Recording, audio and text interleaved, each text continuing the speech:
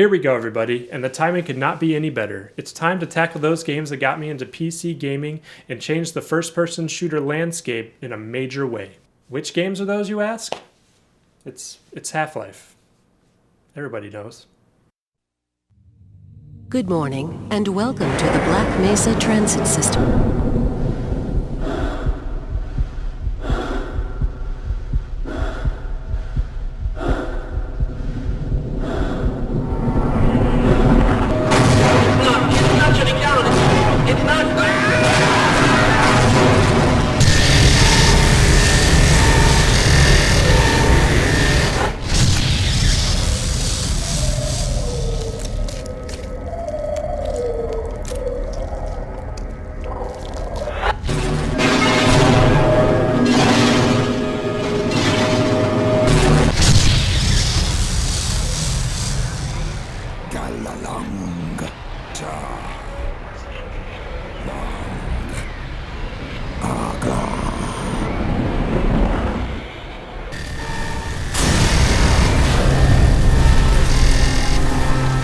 Hello everybody, Phil here, and welcome to this channel's first gaming spotlight.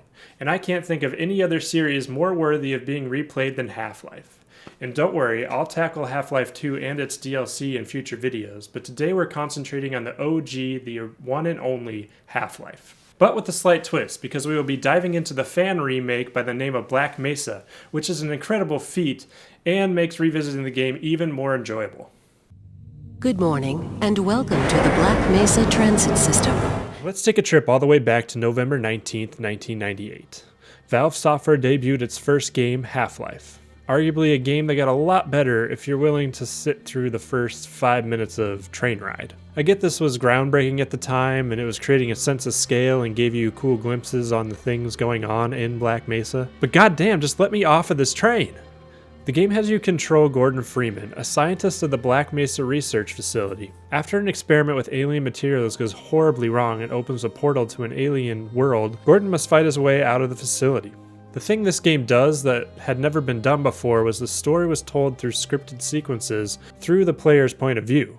We've boosted the anti-mass spectrometer to 105%. A bit of a gamble, but we needed the extra resolution. The administrator is very concerned that we get a conclusive analysis of today's sample. I gather he went to some lengths to get it. They're waiting for you, Gordon. In the test chamber. Right.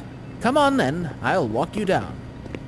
There was no strange jarring jump to an FMV cutscene. Instead, you were still in complete control of Gordon while major plot sequences play out. Many modern games use this type of storytelling, of course, but this was a first and it was mind-blowing. During a time when Doom and Quake were the top dogs in the FPS realm, Half-Life broke the mold and it paved a way for single-player narratives in FPSs. As you make your way out of the facility, Gordon runs into many alien creatures like head crabs and the Vortigaunts, as well as Marines who have been sent to cover up the incident of Black Mesa. You also face off with many big bosses, such as large clawed tentacles in a rocket engine test facility, and this weird thing that throws purple flames at you. I like these because they're not just straightforward gun them down situations. Instead, you must activate certain things in sequence to bring them down in a spectacular fashion, at least for 1998 standards. Once on the surface, Gordon learns that scientists from the Lambda complex believe that they have found a way to close the portal by launching a satellite rocket at it. It ultimately fails, but Gordon continues to make his way to the Lambda complex, where he meets up with the scientists. They have developed a way to teleport to Zen, the place where the aliens originate, and they send Gordon through the portal to stop the creatures. Once there, Gordon stumbles upon the remains of the researchers who had come there before him, and he must defeat Gonarch, a giant egg-laying head crab. He then finds a factory creating alien soldiers. As he makes his way through the factory, he activates a portal that sends him to a large cave, where he finds the final boss, the entity who has been keeping the rift open, Nylanath. Once destroyed, Gordon is awoken by a mysterious man, who you can see throughout the game simply named G-Man. He praises Gordon for his performance and offers Gordon employment. If he accepts, G-Man congratulates him and puts him into a stasis. If he refuses, he teleports Gordon to an area full of alien soldiers. So there you have it, the story of Half-Life. It lives and breathes sci-fi greatness. It's got an experiment gone wrong, an alien invasion, a government cover-up, and one well-armed dude taking it all on without hesitation. Its influence on the gaming world is still seen to this day, especially in single-player FPS narratives. I mean, check this out. Back when I replayed Doom 3, I noticed something very familiar about the few first minutes of the game. Let's take longer. All right, bioscan looks good. You're cleared for entry.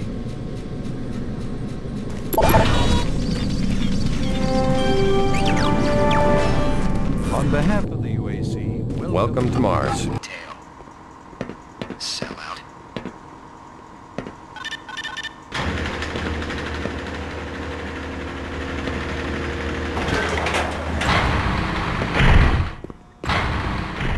Hey, Mr. Freeman.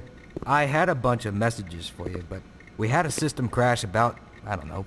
This may have been a nod to Half-Life or just a similar use of game design, but its resemblance is uncanny. In 2001, Halo hit the scene with a similar sci-fi narrative, with cutscenes that used the in-game engine to drive the story. Although you didn't control Master Chief through some of these scenes, it still had echoes of the impression that Valve had made on the industry. It also set a course for these three heavy hitters to match hits in 2004, and we'll get to that later.